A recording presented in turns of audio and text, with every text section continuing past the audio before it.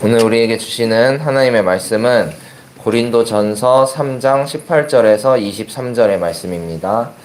고린도전서 3장 18절에서 23절의 말씀, 신약 253쪽 즈음에 있습니다.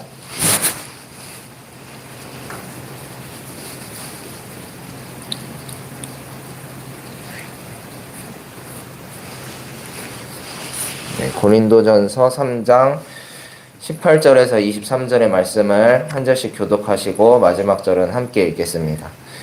아무도 자기를 속이지 말아야 합니다. 여러분 가운데서 누구든지 이 세상에서 지혜 있는 사람이라고 스스로 생각하거든 정말로 지혜 있는 사람이 되기 위하여 어리석은 사람이 되어야 합니다.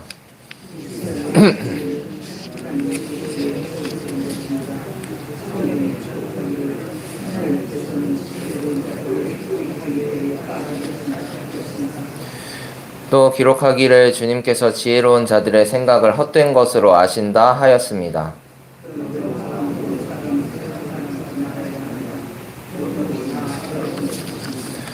바울이나 아볼로나 게바나 세상이나 삶이나 죽음이나 현재 것이나 장래 것이나 모든 것이 다 여러분의 것입니다. 그리고 여러분은 그리스도의 것이요 그리스도는 하나님의 것입니다. 아멘. 오늘도 이 자리에 오신 모든 분들을 진심으로 환영하고 축복합니다. 제가 오랜만에 이 자리에 선 것 같습니다. 이제 수련 목회자 영성 수련회라고 해서 이제 월요일부터 목요일 또 월요일부터 목요일 이렇게 2주 동안 저기 광주에 갔다 왔는데요. 이렇게 다녀오니까 뭔가 마음도 분주하고 조금 2주 동안이 계속 혼란스러웠던 것 같습니다. 그래도 이 자리에 딱 섰을 때 드는 느낌은 제자리에 돌아왔구나 하는 생각이 들었습니다. 돌아갈 제자리가 있다는 건 참 복된 일이죠. 하나님께서 오늘도 우리를 이 자리로 불러주신 줄로 믿습니다. 주님의 귀한 은혜를 나누는 시간 되었으면 좋겠습니다. 오늘은 모든 것이 다 여러분의 것입니다 라는 제목으로 말씀을 전하고자 합니다. 함께 읽은 본문의 말씀 고린도전서는 아시다시피 사도 바울이 고린도 교회에 보낸 편지입니다. 당시 고린도 교회에는 여러 가지 문제가 있었습니다. 그 헬라 시대 최고의 상업 도시이자 항구 도시였던 고린도 지역은 물질적으로는 번성하였지만 우상 숭배와 도덕적인 타락이 만연했습니다. 그 여파가 교회로까지 퍼져서 당시 사도 바울이 치리했던 교회들 중에 가장 말도 많고 탈도 많았던 교회가 바로 고린도 교회였습니다. 그런 고린도 교회의 여러 가지 문제 중 하나는 편가르기였습니다. 3장 4절에 보시면 어떤 사람은 나는 바울 편이다 하고 또 다른 사람은 나는 아볼로 편이다 한다니 여러분은 육에 속한 사람이 아니고 무엇이겠습니까? 하며 사도 바울이 고린도 교인들을 책망하고 있습니다. 사도 바울은 이렇게 고린도 교인들이 편가르기를 하는 미성숙한 태도를 보고선 마치 어린아이와 같다고 표현합니다. 그러면서 3장 2절에 여러분에게 젖을 먹였을 뿐 단단한 음식은 먹이지 않았습니다 라고 말합니다. 마치 어린아이가 단단한 음식은 소화시키지 못하고 어느 정도 자라날 때까지 젖을 먹어야 하는 것처럼 사도 바울의 눈에 고린도 교인들은 그저 어린아이와 같았기 때문에 젖을 물리는 수준의 신앙적 지도만 했다는 말입니다. 그렇게 미숙한 고린도 교인들은 육에 속해 있었기 때문에 시기와 싸움을 통해서 편을 갈랐습니다.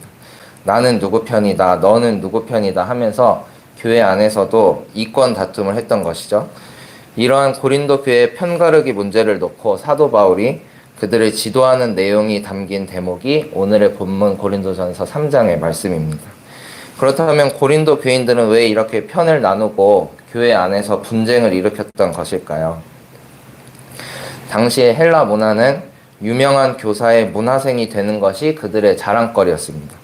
어떤 선생님의 제자라는 사실이 자신의 출신을 대변하기도 하고요. 그리고 자신의 지혜를 나타낸다고 생각했습니다.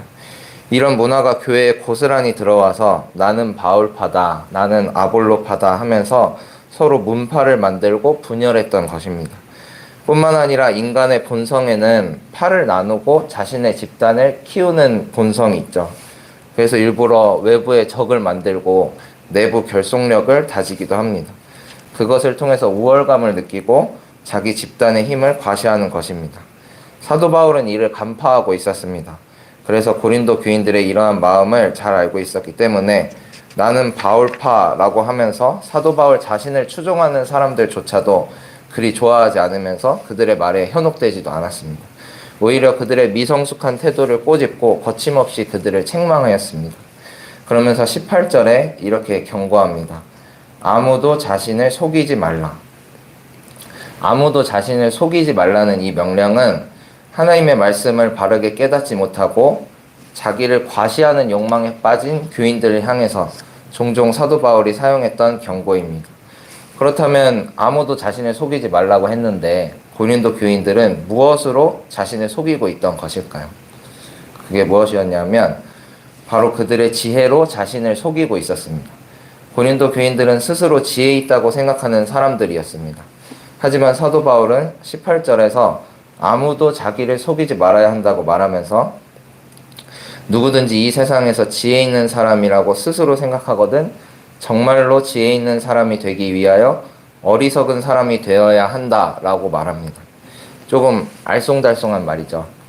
스스로 지혜롭다고 여기는 사람이 정말로 지혜로운 사람이 되려면 오히려 어리석은 사람이 되어야 한다는 말입니다.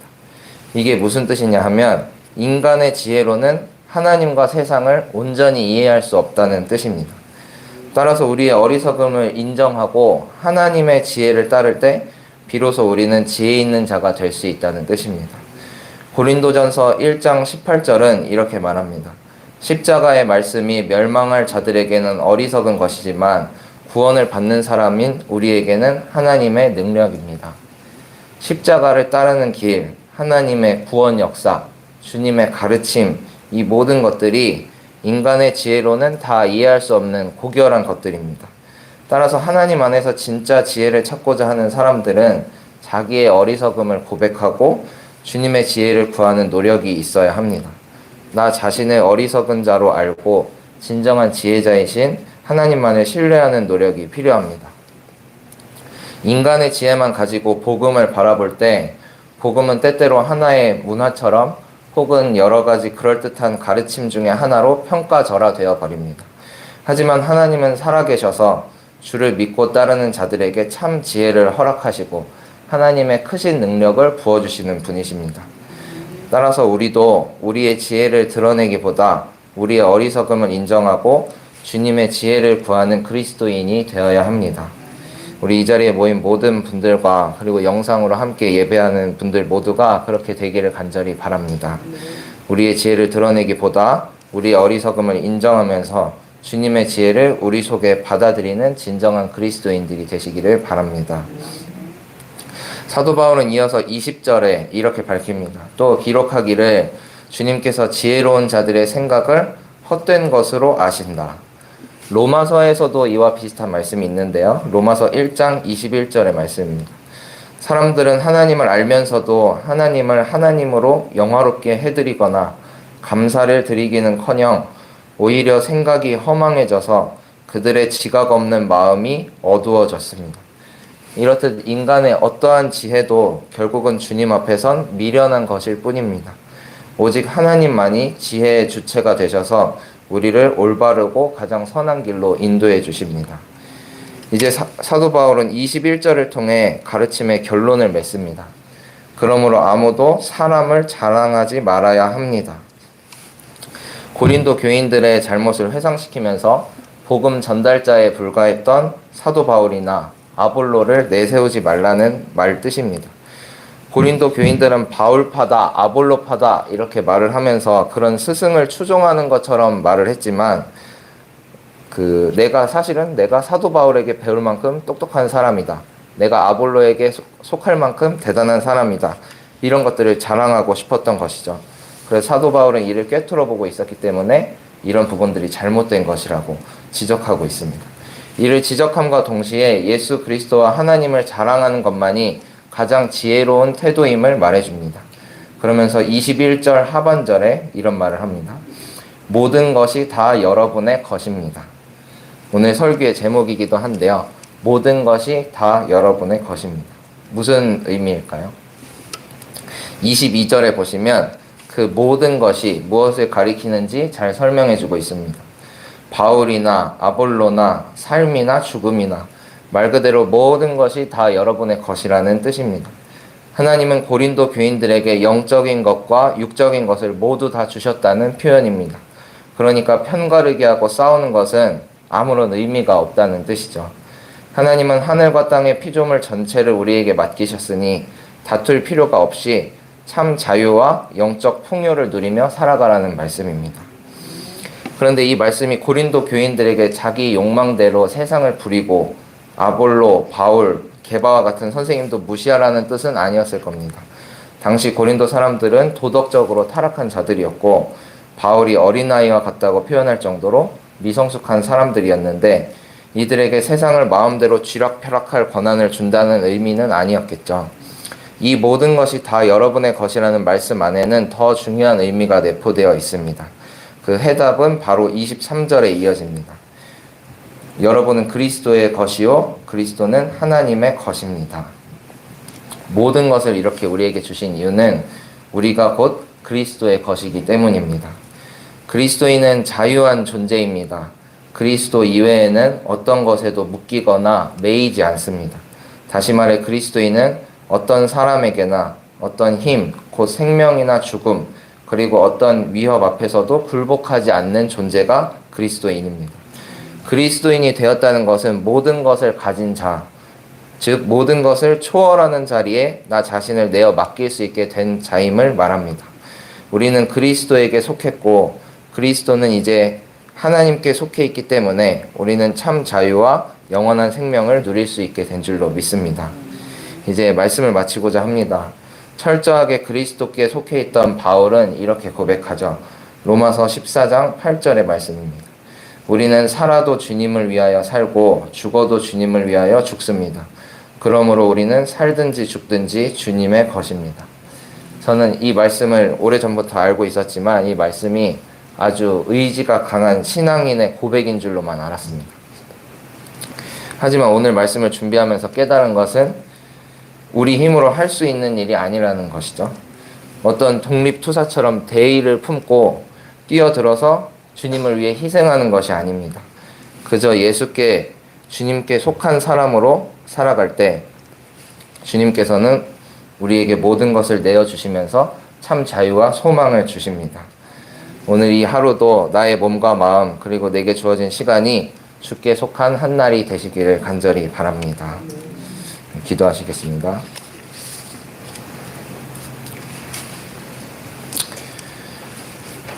주님 감사합니다. 오늘도 귀한 말씀 주셔서 은혜를 나누고 주님과 함께 하루를 시작하게 하시니 감사드립니다.